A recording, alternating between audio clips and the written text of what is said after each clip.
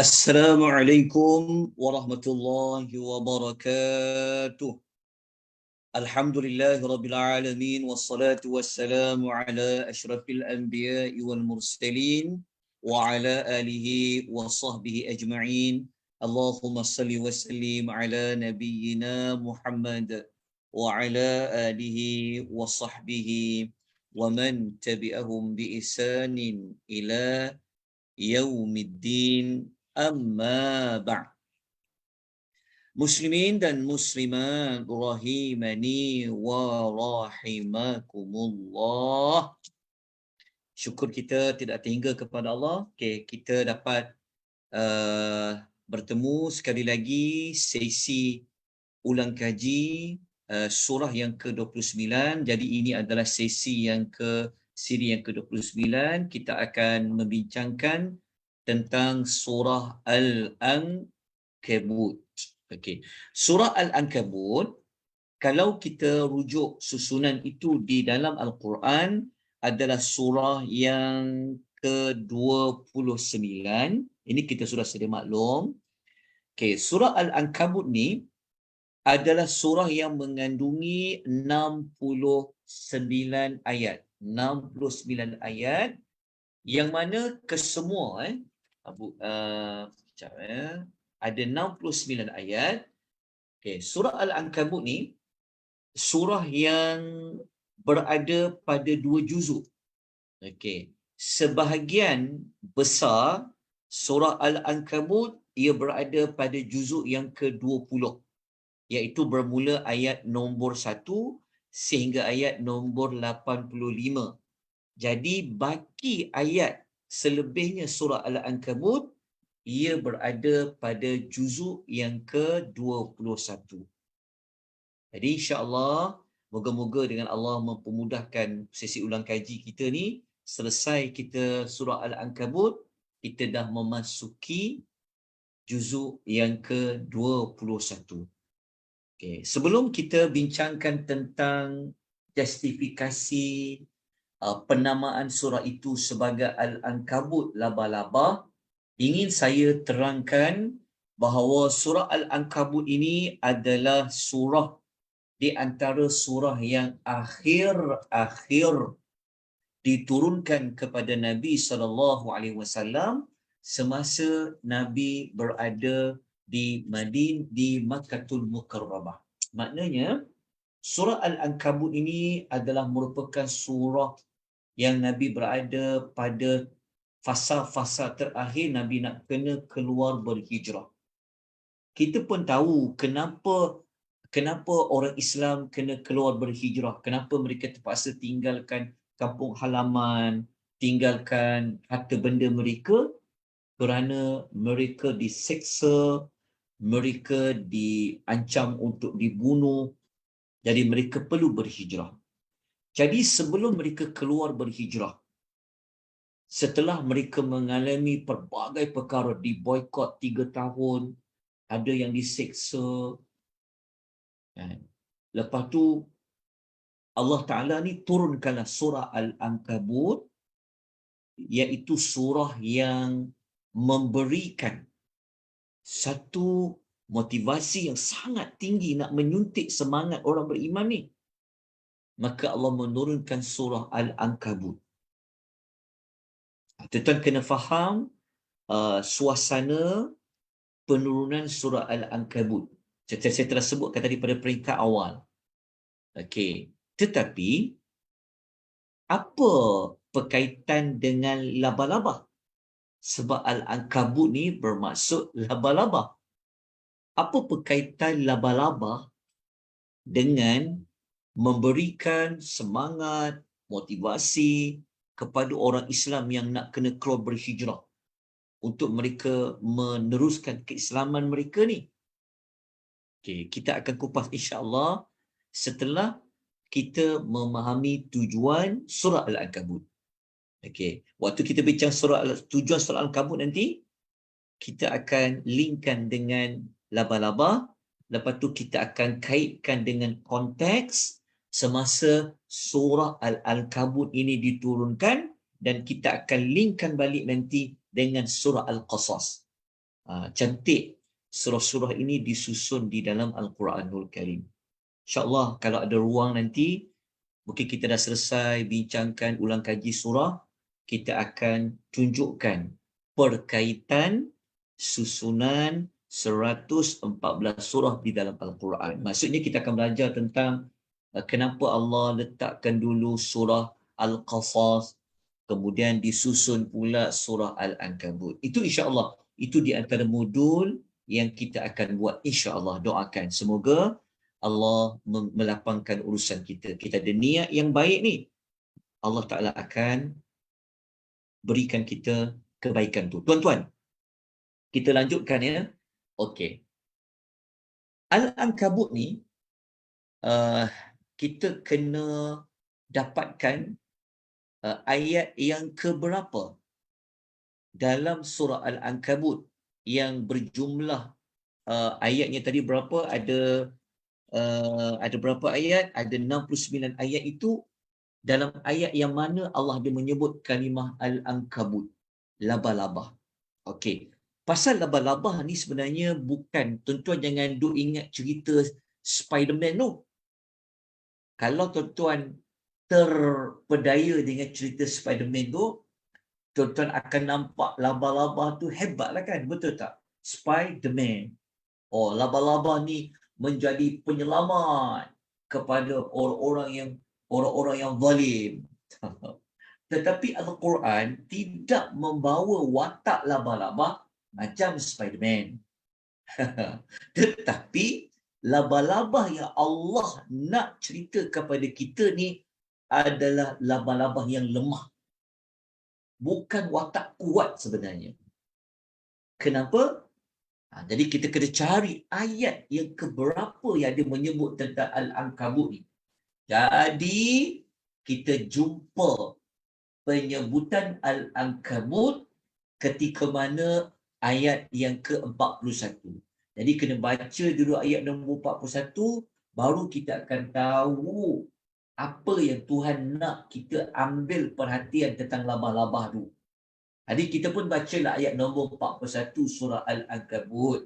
Allah Ta'ala berfirman, "Mathalul ladzina ittakhadhu min dunillahi awliya kamathalil ankabut."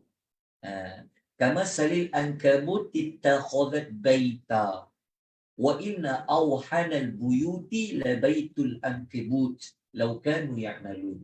Okey, ayat 41 ni rupa-rupanya kita menemukan kalimah Al-Ankabut sebanyak 2 kali. Okey, kita kena baca ayat ni sampai habis. Okey, Allah mengatakan perumpamaan orang yang menjadikan sesuatu selain dari Allah. Pegang maklumat ni. Orang yang dia jadikan sesuatu daripada Allah sebagai apa? Aulia, sebagai pelindung-pelindung.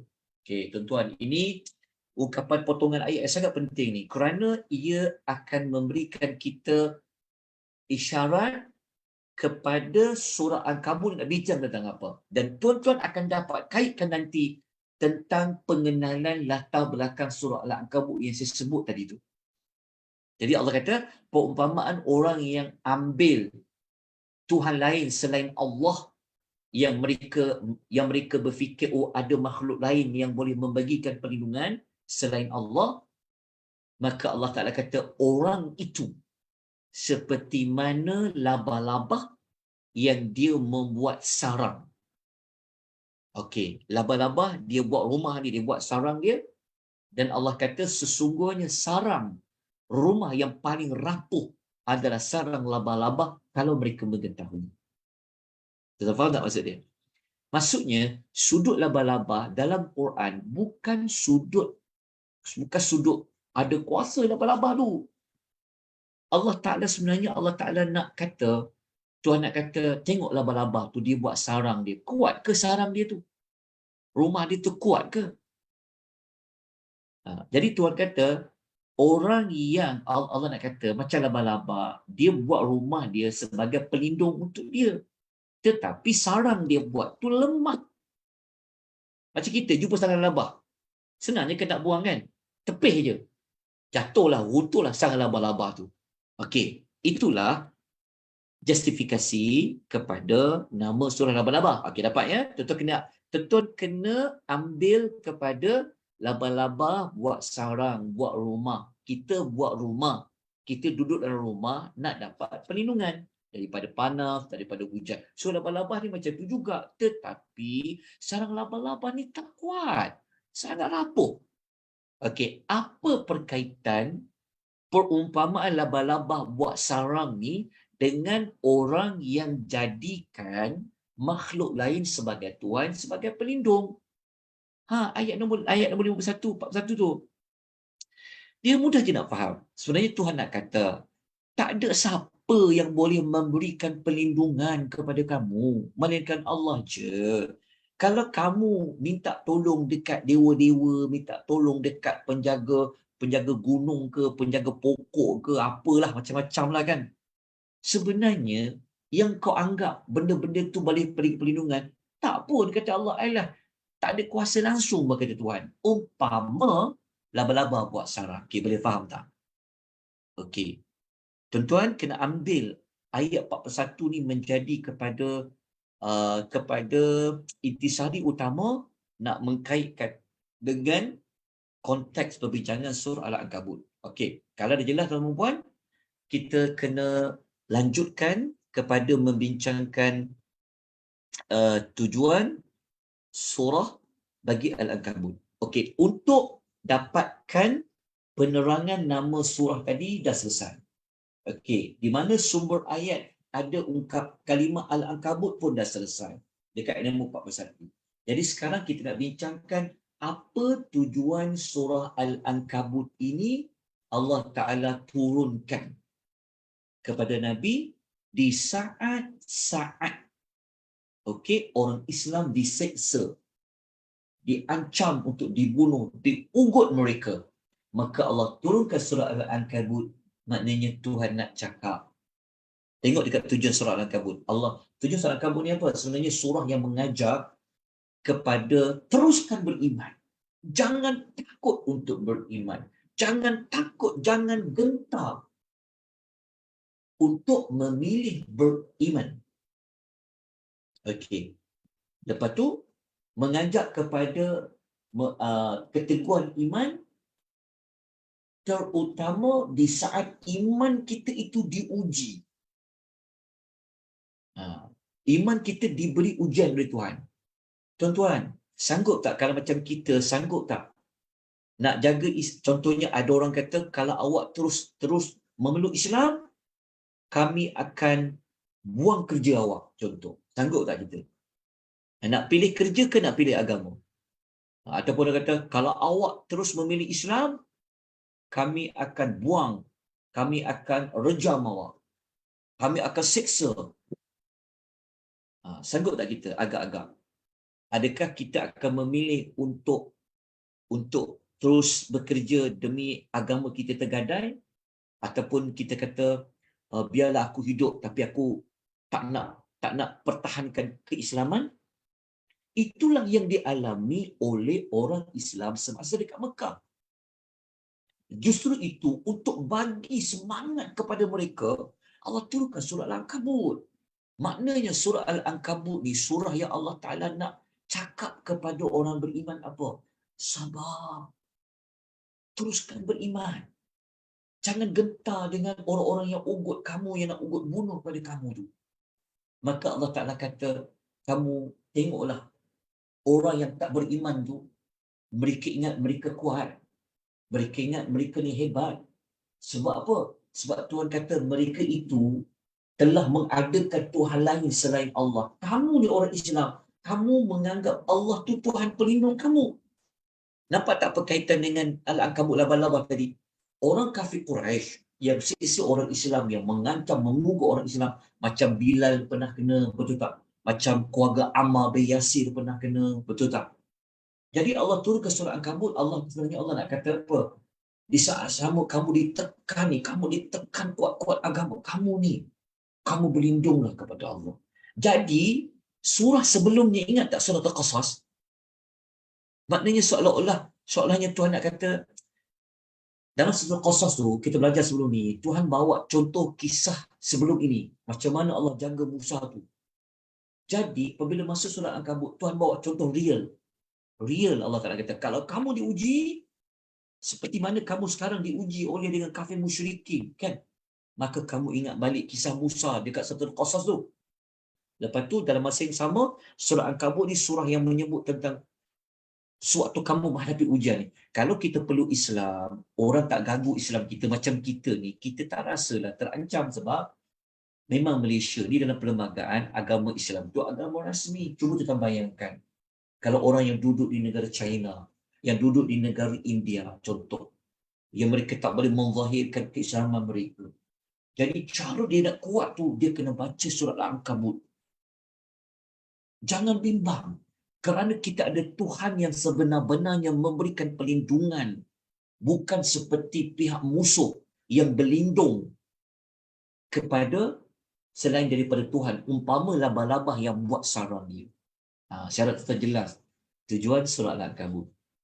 Jadi tuan-tuan, teruskan. Okey, memilih Islam, beriman.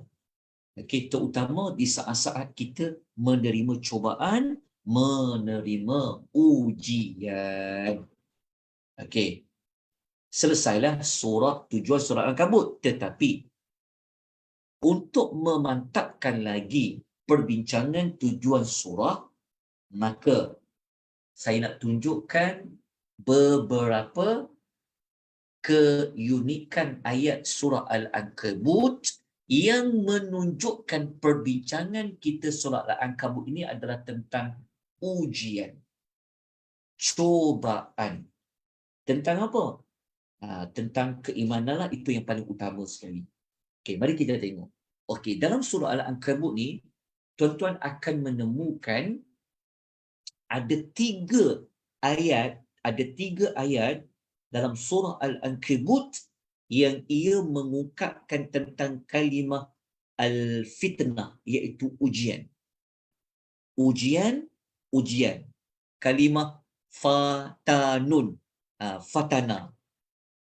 Kalimah dia perkataan fitnah dalam Quran, dia bermaksud ujian. Menariknya tuan-tuan, kalau tuan-tuan buka je surah Al-Ankabut, kan lepas baca Bismillahirrahmanirrahim, kita baca ayat pertama surah Al-Ankabut, masuk ayat kedua tu, Allah dah bawa kita kepada topik perbincangan surah Al-Ankabut. Apa topik perbincangan surah Al-Ankabut? Sebenarnya, inilah dipanggil kena ambil maklum dekat pembuka surah. Jadi kita tengok ayat kedua Allah Ta'ala kata apa? Allah Ta'ala kata, A'udzubillahi minasyaitonirrajim. Ahasiban nasu ayyutraku ayyakulu amanna wa hum la yuftanun. Tengok, Allah Ta'ala sebut begini. Apakah manusia? Minta maaf ya, ni ayat nombor 2 ya. Ni dekat nota ni salah ni. Ni ayat nombor, sekejap ya. Yang ini ayat nombor 2 ya. Sekejap. Okey, ini ayat nombor 2. Okey, ini ayat nombor 3. Saya tersalah. Okey. Jangan tuan ayat 2 tu perhatikan baik-baik. Tuan kata apa? Apakah manusia itu dia menyangka waktu dia jalan hidup ni dia boleh hanya berkata, "Oh, kami beriman," tapi dia belum lagi diuji. Faham tak maksudnya? Buka je ayat kedua surah Al-Ankabut, kita dah masuk juzuk yang ke-20 ni. Okey, Allah Ta'ala kata apa? Hampa semua ni tak layak nak kata kamu semua beriman selagi mana kamu belum diuji. Kita pun terfikir, mula-mula baca surat Al-Ankabut dah Allah Ta'ala kata tentang ujian. Maknanya surah ayat kedua surah Al-Ankabut kata apa? Kamu ni kena diberi ujian dulu, baru kamu layak untuk dikatakan kamu ini beriman. Lepas tu ayat 3 tu Allah sebut, kenapa Allah nak bagi ujian? Kerana Allah Ta'ala nak tengok dalam ramai-ramai kita ni, siapa yang benar-benar beriman dan yang tak beriman. Okey. Apa berkaitan ujian ni dengan Al-Ankabut tu, labah-labah tu? Kita dah sebut tadi. Dekat tujuan surah. Ingat tak? Tujuan surah ni surah yang memberikan semangat kepada kita untuk teruskan beriman di saat-saat kita menghadapi ujian iman. Jadi macam mana nak kuat? Berpeganglah kepada Allah. Maknanya bergantung kepada Allah. Berlindung kepada Allah. Jangan berlindung kepada selain Allah. Kalau berlindung kepada selain dari Allah, maka kita tidak akan ada kekuatan. Kita akan cepat jatuh, kita akan kalah seperti mana rumah yang dibina oleh labah-labah. Okey, tuan-tuan, kita cari ya, dekat dalam surah Al-Ankabut ada 3 tempat yang Allah menyebut tentang ujian ya. Ayat nombor berapa? Ayat nombor 2, ayat nombor 3 dan ayat nombor 10. Ingat, mudah je nak ingat surah Al-Ankabut. Ujian. Ujian ni semua sudut lah. Apabila kita mengalami ujian hidup, apa pun ujian. Ujian pada agama, ujian pada duniawi kita, ujian pada apa pun, ingat surah Al-Ankabut. Okey, teguh dalam ujian. Minta bantuan dari Allah. Allah itulah yang telah menolong Nabi Allah Musa pada surah sebelahnya. Suratul Qasas. Baik, tuan-tuan, kita lanjutkan lagi.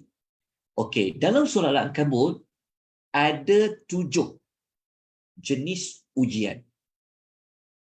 Ada 7 jenis ujian. Ujian ini tuan-tuan boleh lihat bermula ayat nombor 89. Saya sebut secara laju secara cepat. Okey. Ujian yang pertama dalam surah Al-Ankabut ada ujian ibu bapa. Ayat 8, ayat 9. Tuan-tuan, anak-anak ni ujian dia apa tahu? Pada ibu dan bapa dia. Ujian. Okey, ayat 8 dan 9. Jadi kalau rasa macam penat kan dengan ujian pada ibu dan bapa, ingat balik. Allah lah tempat kita mengadu. Allah lah tempat kita mencari bantuan. Okey. Kemudian ayat ujian nombor 2 dalam surah Al-Ankabut, gangguan-gangguan orang yang nak halang Islam ni. Contoh ayat 10 sampai 11. Ujian yang ketiga, ujian kesesatan. Memang kita zaman sekarang ni memang kita mengalami ujian sesat. Sesat apa? Kita banyak sangat liberalnya, pluralismnya, betul tak? Ajaran yang tak beragamanya, ajaran yang nak bebas sebebas-bebasnya, betul tak? Macam-macam ajaran sesat telah muncul. Tapi macam mana nak kuatkan iman, teguhkan iman tu? Kembali kepada Allah. Okey, ayat 12 sampai 13. Kemudian ujian yang keempat adalah ujian dakwah yang lama. Ini macam kisah Nabi Nuh. Ujian dia ayat 14 sampai 15. Tapi kenapa Nabi Allah Nuh dia teguh? Dakwah tak berhenti dia. Kerana dia sangat rapat dengan Tuhannya. Okey. Kemudian ujian yang kelima, iaitu ujian Nabi Allah Ibrahim pernah mengambil ujian orang yang tak nak tinggalkan ajaran nenek moyang. Sekarang ni pun ada juga. Kita suruh dia ikut sunnah, suruh dia ikut Nabi, tak nak. Dia nak amalkan macam nenek moyang mereka yang terdahulu. Susah betul kita nak ubah. Tapi itu ujian. Ayat 16 sampai 27, kena baca kisah Nabi Ibrahim. Ujian yang keenam, ujian mengikut nafsu serakah. Nafsu serakah ni Allah datangkan kisah Nabi Lut. Ayat 28 sampai 35. Saya tak puas, saya nak padam sekejap. Okey. Betul tak? Tuan-tuan, sekarang ni ada tak orang ujian dengan nafsu serakah? Ya, tuan-tuan. Susah nak kawal nafsu ni. Nafsu yang paling teruk, nafsu lelaki dengan lelaki ni. Tuan-tuan. Walaupun ada akta nak penjara dan macam-macam lah. Tapi itu ujian, nafsu serakah. Bukan pada lelaki. Pelbagai lah. Lepas tu ujian yang ketujuh, ujian apa tau? Adalah ujian nikmat duniawi. Allah bawa kisah penduduk Madian, kisah Fir'aun, kisah Haman dan Qurun, ayat 36 sampai ayat nombor 40. Baik tuan-tuan, saya sebut tentang ujian-ujian tadi tu supaya tuan-tuan dapatlah sedikit sebanyak gambaran surah Al-Ankabut ni nak bawa kita kepada membincangkan tentang apa. Ingat je, surah Al-Ankabut ni, sebab itu tema dia, sebab itu tema dalam surah Al-Ankabut ni, kalau ikut Syekh Adil, temanya adalah apa? Dia tulis dalam buku dia, temanya adalah Al-Fitanu wal-Ibtila Sunnatun Madiyah. Dia kata, ujian dan cobaan ni memang suatu perkara yang telah dilalui sebelum ini. Maknanya, ujian dan cobaan satu benda yang pasti. Jadi, surah Al-Ankabut ni dia sangat dekat dengan surah ujian. Tapi ujian apa yang paling berat? Ujian keimanan. Jadi ketika iman kita diuji, diugut macam-macam, maka kita jangan berhenti untuk teruskan beriman. Maka macam mana nak kuat keteguhan beriman tu? Nak jaga agama ni, maka kenalah mendampingi diri dengan Allah Subhanahu wa Ta'ala. Jangan bergantung kepada manusia. Jangan pilih kehendak manusia. Kalau kita pilih kehendak manusia, kita akan jatuh, kita akan kalah. Kerana Allah kaitkan dengan Ankabut yang membuat sarang labahnya. Jadi kita kena buat apa? Kita kena kuat, sungguh-sungguh. Sebab itu dalam surat Al-Ankabut juga kita menemukan Allah mengulangi kalimah bersungguh-sungguh. Tahu tak kalimah bersungguh-sungguh ni dekat kalimah jahada?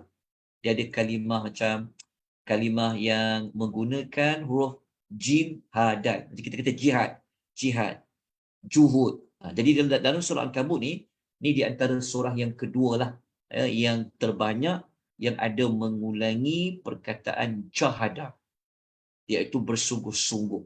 Ayat 6, 8, 69. 6, 8, 69.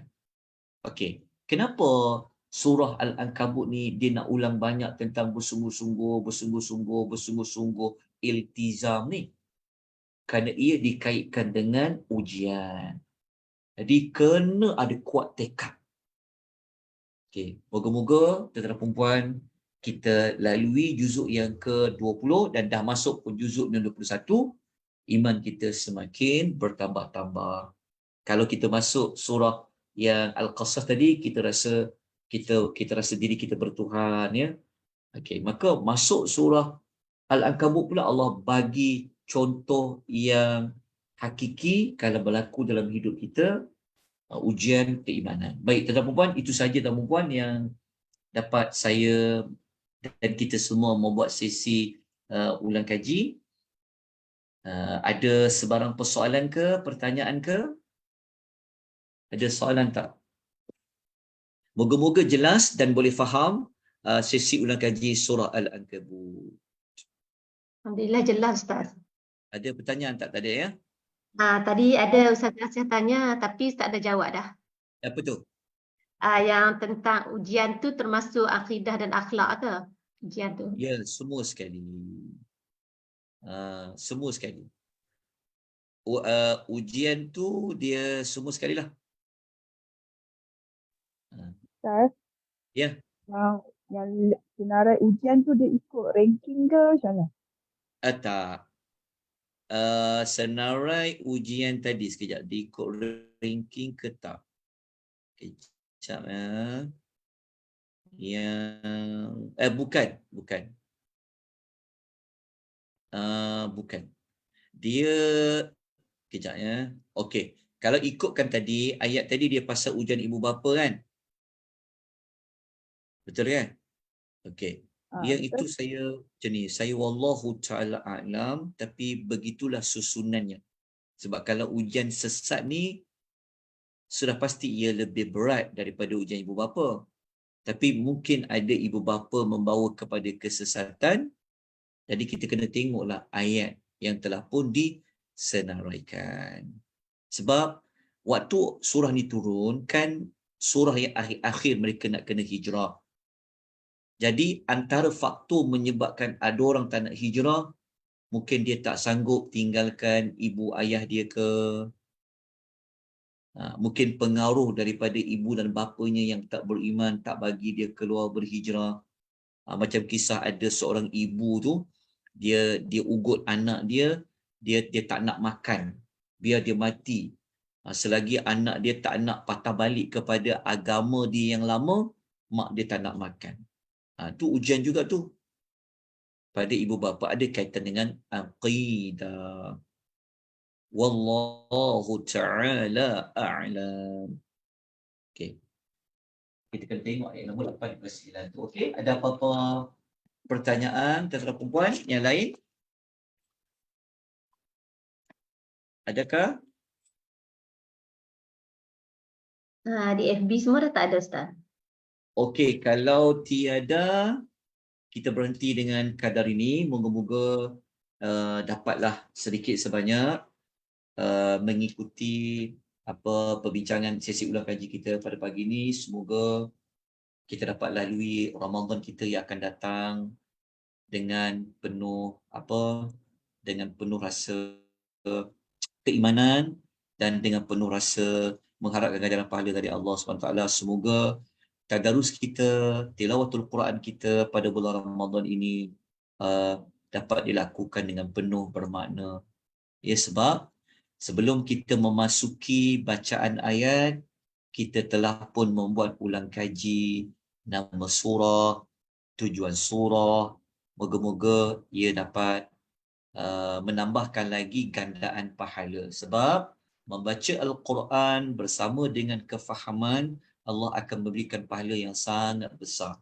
Bukan sekadar dapat pahala baca satu huruf daripada setiap ayat, tetapi memahami surah itu juga amat dituntut di dalam agama. Aqulu qouli hadza wa astaghfirullahal azim. Wabillahi taufiq hidayah. Wassalamualaikum warahmatullahi wabarakatuh. Waalaikumsalam.